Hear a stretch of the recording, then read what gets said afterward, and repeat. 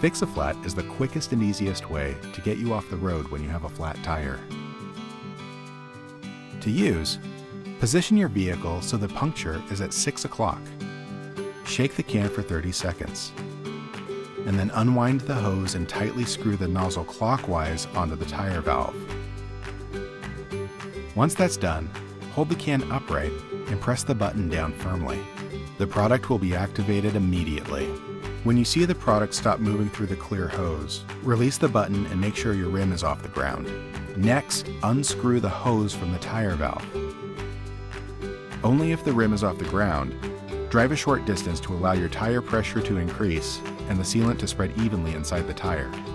If needed, air up to manufacturer recommended pressure, which can be found on your door jamb. Have the tire repaired by a professional within 3 days or 100 miles, whichever comes first. Fix-A-Flat is the quickest and easiest way to get you off the road safely.